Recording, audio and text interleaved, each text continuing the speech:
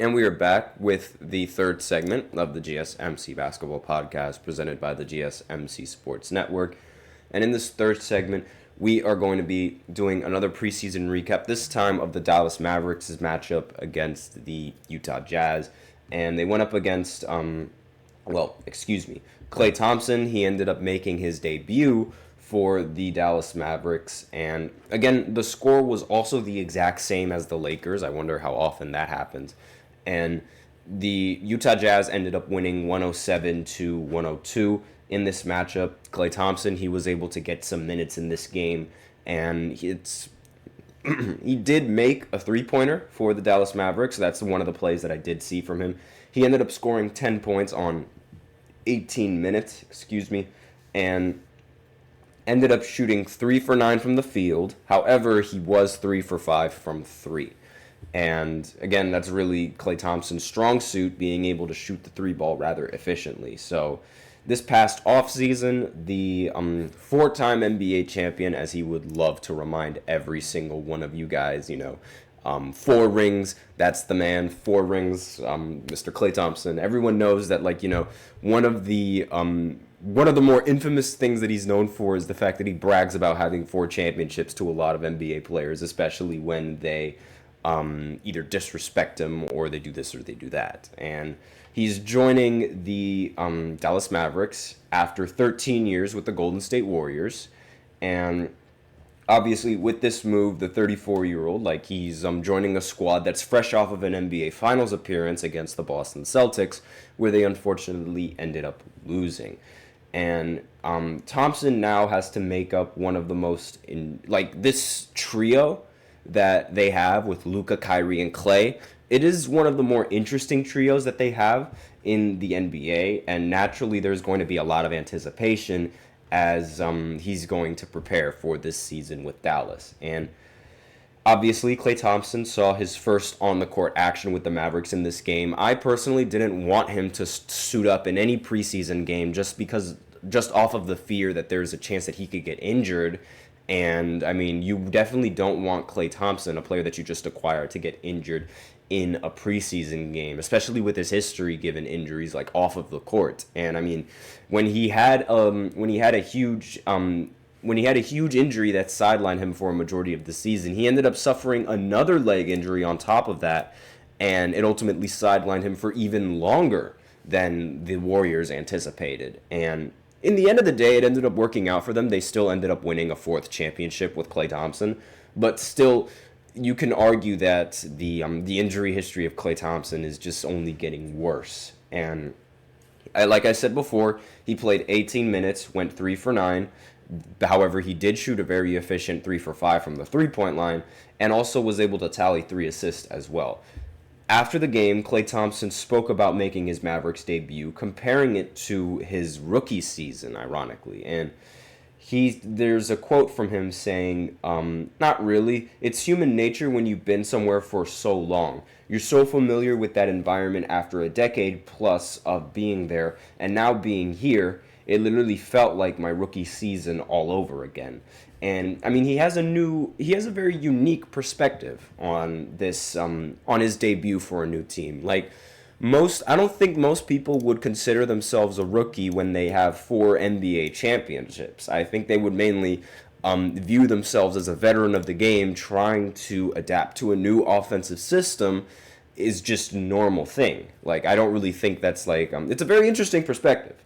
Let me know in the comments what you guys think of this perspective. So the expectation is that Thompson is going to start for the Mavs as their small forward, and though he is traditionally a shooting guard, he is more than capable of moving into another role in the lineup, especially when you have ball handlers like Luka Dončić and Kyrie Irving. And in a league where it's very, very positionless, moving Klay Thompson at the small forward it's not a difficult thing to do. Not to mention, the Mavericks can be very flexible with how they utilize Luka and Kyrie. You can have Luka at point, Kyrie at shooting guard, and then Klay Thompson at small forward. Or, if we're talking about positions, because I personally think this is a rather positionless league, you can also have a lineup that has Kyrie at point, Klay Thompson at shooting guard, and then Luka at small forward, because a lot of people still consider Luka at small forward, as we saw in the anonymous GM poll where they were voting on who the best small forward in the NBA is. Like, Luka is that point forward kind of player, so he can definitely play the 3 if you want Klay Thompson at the 2 and have Kyrie Irving at the 1, and nothing really would change.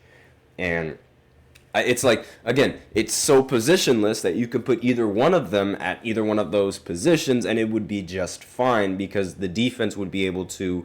It works both ways. Because, yes, while it could work in your way adjusting the lineup, I mean, the defense won't really see all that much affecting them, because they can still say, all right, your matchup is this guy, your matchup is that guy, your matchup is that guy, and we're going to have to switch on screens. And all of that, it could work as an advantage for an offense, but it could also work as an advantage for the defense and figuring out, who should be on who. So it's not really like it's not a detriment. Like, it sort of cancels each other out. And so, while not the same player as he was with the Warriors dynasty, Thompson is still rather effective, in my opinion. And a lot of people, they might clown him for not really being able to shoot all that efficiently in the most important game of the Warriors season last year when they ended up losing to the Kings. But last season he averaged 17 points and shot 38% from 3. And for reference, only Dante Exum, 49% on 2 3-point attempts per game, and Kyrie Irving, 41% shot better from the 3-point line than Klay Thompson in that last season. So his perimeter game is going to help take a lot of pressure off of Luka Dončić and Kyrie Irving, especially if he even is like a fraction of the player that he was when he was on Golden State.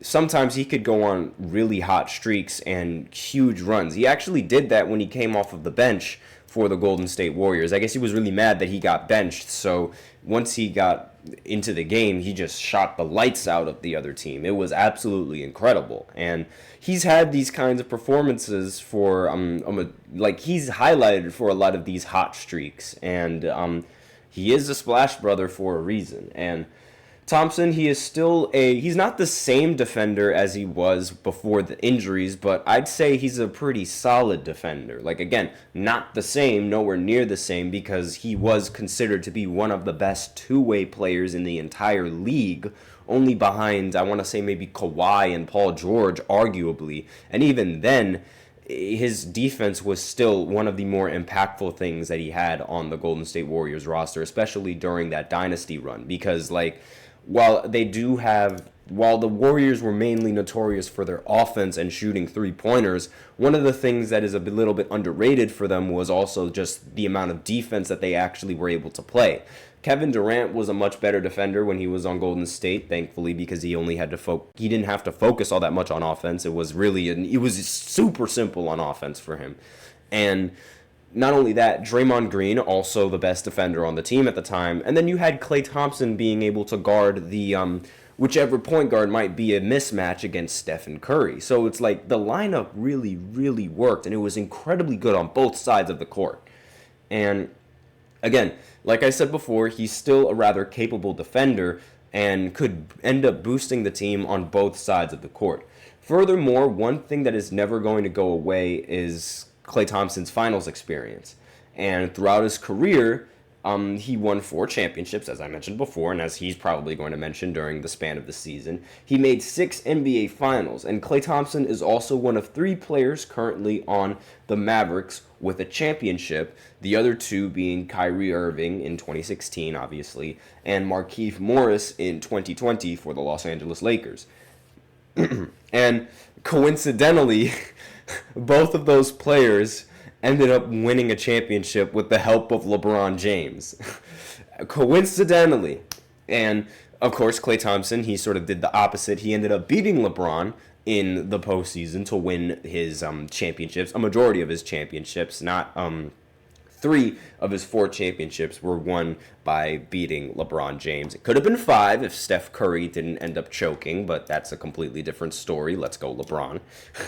But again, this level of experience is definitely going to help the Dallas Mavericks especially in the postseason, where I feel like that's something that they sort of lacked. And while Kyrie did have the finals experience, he didn't really play all that well in the finals. I mean, the Boston Celtics seemed to be able to know exactly what Kyrie Irving was, they were able to slow him down, I should say. They were able to slow him down enough to where it was basically only Luka being effective in the finals. And again, whenever they figure out how to stop one of your key components on offense, you have to have some sort of backup plan for that. And this preseason debut for Klay Thompson, again, I don't think he should have played. Excuse me. I don't think he should have played in this game, but that's a completely different argument right there. And just highlighting some other players and their performances in this preseason game. Prosper ended the game with 10 points and 10 rebounds. Spencer Dinwiddie ended with 10 points as well. Kyrie Irving in 17 minutes ended up scoring 12 points and shot 6 for 11 from the field. Didn't make a three-pointer, but again, that's not going to be a problem in the regular season. Lauri Markkanen, however, ended the game with 26 points and also acquired 7 rebounds, went 9 for 19 from the field, and 4 for 7 from 3.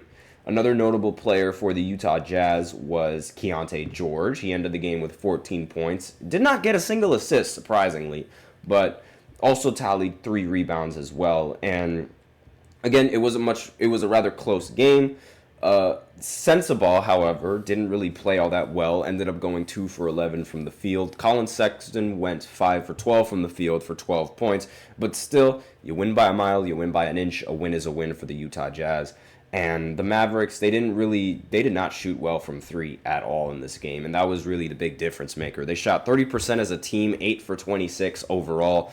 And again, that's not a winning formula, shooting that inefficiently from 3. But I digress.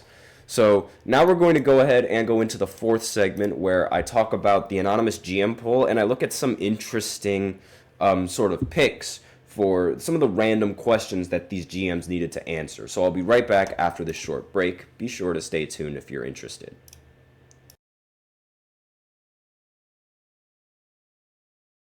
For the best and latest podcasts available anywhere, go to the podcast app on your cell phone and type in GSMC to access free content-rich podcasts on health and wellness, book reviews, sports, entertainment, relationships, social media, movies, technology, finance, and even weird news. Subscribe and download the GSMC Podcast Network's family of shows, available everywhere podcasts are found.